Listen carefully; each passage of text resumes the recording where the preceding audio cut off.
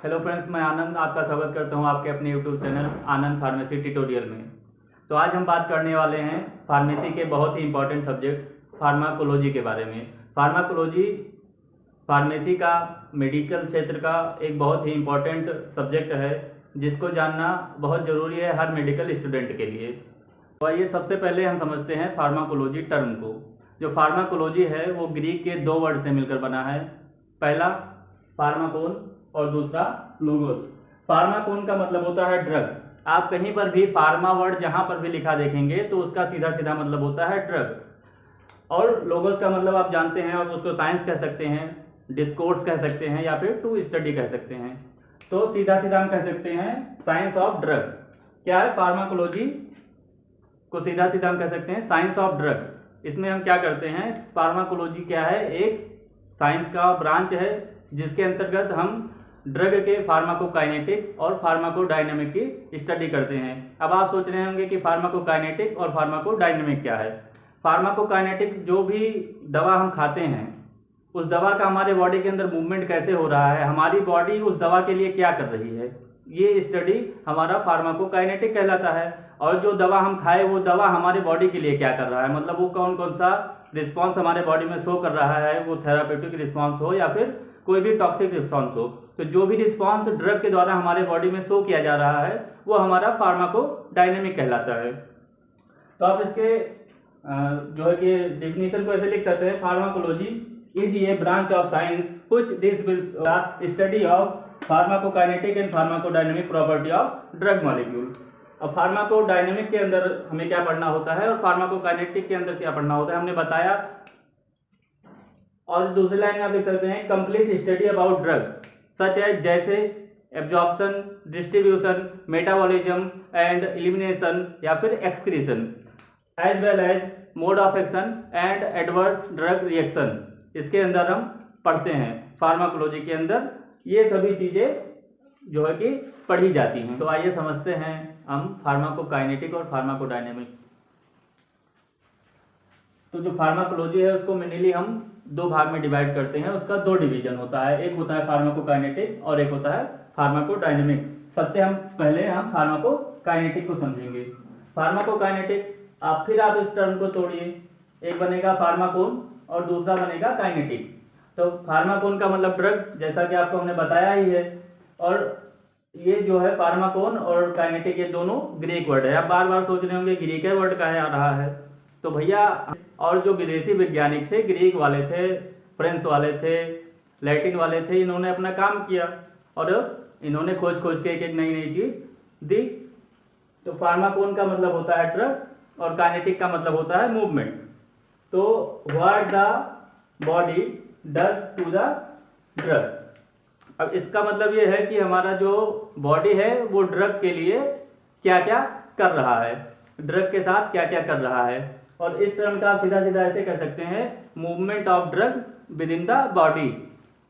Pharmacokinetic को सीधा सीधा अगर एक लाइन में बताना चाह रहे हैं तो आप ये कह सकते हैं कि movement of drug with in the body, मतलब ड्रग हमारे बॉडी में कैसे मूवमेंट कर रहा है, यही हमारा फार्माकोकाइनेटिक है। अब मूवमेंट की बात आई तो absorption, distribution, interaction with receptor, metabolism, excretion और एलिमिनेशन, ये दोनों एक ही चीज है। अब जैसे आपने कोई दवा खाया तो आपने मुंह से खाया, मान लीजिए ओरल डोजेज फॉर्म में हमने कोई टैबलेट खा लिया, तो हमारा टैबलेट मुंह से स्टमक तक पहुंच रहा है, तो क्या हुआ, ड्रग का मूवमेंट ही तो हो रहा है, स्टमक में पहुंच गया तो डिसइंटीग्रेट होगा, उसके बाद में डिजॉल्व होगा, डिजॉल्व होने के बाद में वो हमारे इंटेस्टाइन के थ्रू या फिर स्टमक के थ्रू जहां भी उसका एब्जॉर्प्शन साइट होगा वहां से वो एब्जॉर्ब होगा और एब्जॉर्ब होके हमारे सिस्टमिक सर्कुलेशन में पहुंचेगा। Systemic circulation in the sense blood में पहुंचेगा।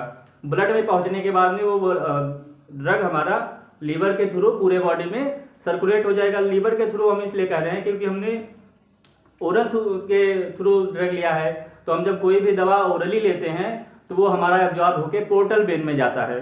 आपने अगर एचएमबी पे पढ़ा होगा तो आपने पोर्टल वेन पढ़ा होगा। जब पोर्टल वेन से हमारा ड्रग एब्जॉर्ब होता है, पोर्टल वेन डायरेक्टली कनेक्टेड होता है लीवर के साथ, तो पोर्टल वेन से हमारा ड्रग पहले लीवर के पास जाएगा, फिर लीवर में उसका मेटाबॉलिज्म हो जाता है, कुछ अंश उसका मेटाबोलाइज हो जाता है, वो जो ड्रग है वो लीवर में मेटाबोलाइज हो जाता है, उसके बाद में वो फिर से हमारे हार्ट पर पहुंचता है, फिर हार्ट उसको पंप करके पूरे बॉडी में सर्कुलेट कर देता है। तो ये हो गया हमारा एब्जॉर्प्शन। अब जब हमारा ड्रग पूरे बॉडी में सर्कुलेट हो रहा है, वो एक सेल तक जाएगा और जहां भी हमें उस ड्रग की नीड होगी, जहां भी उसका रिसेप्टर होगा, जो भी उसका बाइंडिंग साइट होगा, वहां पे हमारा ड्रग डिस्ट्रीब्यूट होगा और फिर इंटरेक्ट विथ रिसेप्टर और उसने रिसेप्टर के साथ बाइंड करेगा। बाइंड करने के बाद में वो भी उसका जो भी थेराप्यूटिक रिस्पॉन्स है, जो भी फार्माकोडायनेमिक प्रॉपर्टी है, एक्टिविटी है, वो शो करेगा। उसके बाद में ड्रग हमारा फिर से लीवर के पास आएगा या फिर जहां भी उसका साइट ऑफ मेटाबॉलिज्म होगा, वहां पे वो मेटाबोलाइज होगा। अब मेटाबोलाइज होने का मतलब ये होगा कि उसका जो केमिकल स्ट्रक्चर है वो चेंज होगा। हमारा ड्रग जो लिपिड सॉल्युबल ड्रग है वो वाटर सॉल्युबल बनेगा और हमारे यूरिन के थ्रू एलिमिनेट हो जाएगा, जिसको हम एक्सक्रीशन में पढ़ते हैं। तो ये हमारा फार्माकोकाइनेटिक का डिस्क्रिप्शन था। फार्माकोकाइनेटिक में हमने क्या क्या पढ़ा? ड्रग का एब्जॉर्प्शन पढ़ा, फिर ड्रग का डिस्ट्रीब्यूशन पढ़ा, के बाद में हमने क्या देखा? ड्रग का मेटाबॉलिज्म देखा और फिर हमारा ड्रग फाइनली बॉडी से बाहर निकल गया, जिसको हम एक्सक्रीशन में पढ़ेंगे। हम समझने वाले हैं दूसरा डिवीजन, जो कि हमारा क्या है? फार्माकोडायनेमिक।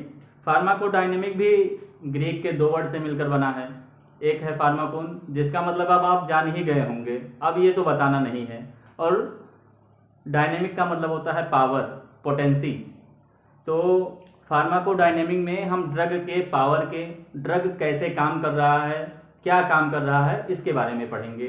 तो फार्माकोडायनेमिक में सीधा सीधा हम यह भी कह सकते हैं कि हम इसमें ड्रग के पावर के बारे में, ड्रग के पोटेंसी के बारे में पढ़ते हैं, और ड्रग हमारा कैसे कैसे अपने बॉडी के अंदर जो भी खाया है, अपने बॉडी मतलब मेरे बॉडी में आप खाए होंगे, कभी आपको बुखार उखार हुआ होगा, तो आपके अंदर ड्रग कैसे अपना रिस्पॉन्स शो कर रहा है, इसी को हम फार्माकोडायनेमिक के अंदर पढ़ते हैं।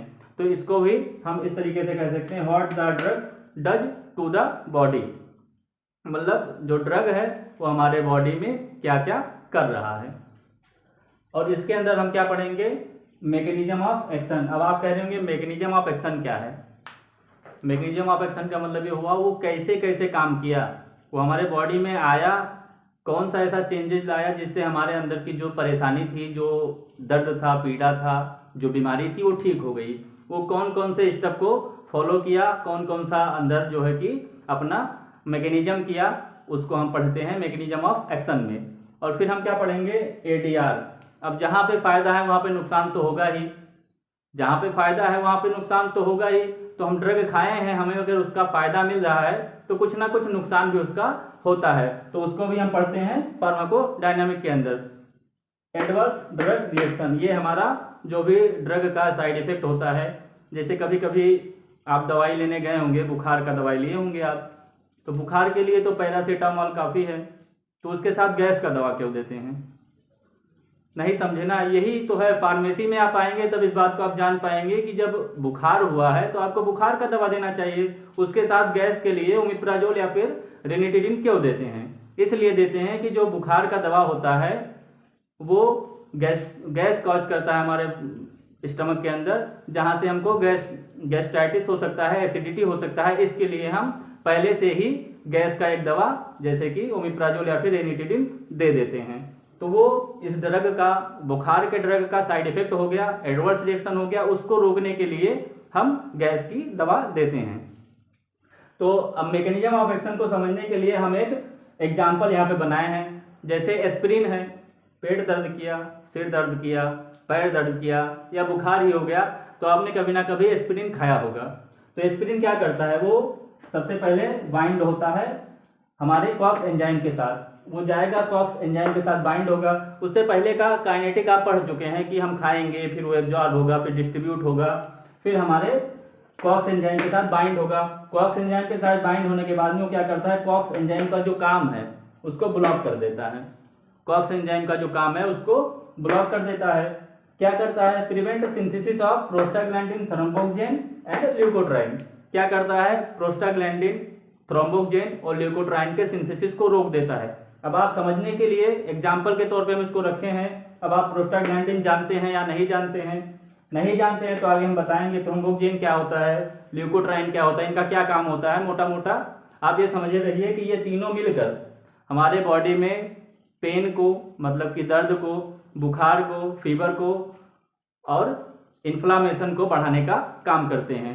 तो क्या होगा, जब इनका सिंथेसिस ही रुक जाएगा, जब हमारे बॉडी में प्रोस्टाग्लैंडिन, थ्रोम्बोक्सिन, ल्यूकोट्राइन बनेंगे ही नहीं, तो जाहिर सी बात है ये अपना काम भी नहीं कर पाएंगे। इनका काम क्या है, हमारे बॉडी में पेन को इंड्यूस करना, पेन को बढ़ाना, और क्या है, फीवर को बढ़ाना, हमारा बॉडी टेम्परेचर बढ़ जाएगा, और क्या होगा, इन्फ्लामेशन होगा। तो इन सब चीज़ों से हमें राहत मिल जाती है। ऐसे करके हमारा दवा काम करता है। तो आई होप आप लोगों को हमारा ये वीडियो समझ में आया होगा। हमने इस वीडियो में फार्माकोलॉजी के बारे में बात किया। फार्माकोलॉजी क्या है, एक साइंस का ब्रांच है जिसके अंतर्गत हम ड्रग के स्टडी करते हैं। ड्रग के किस किस प्रॉपर्टी की स्टडी करते हैं, तो फार्माकोकाइनेटिक और फार्माकोडायनेमिक की स्टडी करते हैं, दोनों से स्टडी करते हैं। और बाकी सब हमने समझा ही दिया, काइनेटिक में क्या होता है, डायनामिक क्या होता है। अगर आपको समझ में ना आया हो तो आप एक बार वीडियो को रिवाइज कीजिए, दोबारा से देखिए। अगर आपको हमारा वीडियो अच्छा लग रहा हो, अच्छा लगता हो, तो आप हमारे चैनल को सब्सक्राइब कीजिए, लाइक कीजिए, कमेंट कीजिए और दोस्तों में शेयर जरूर कीजिए।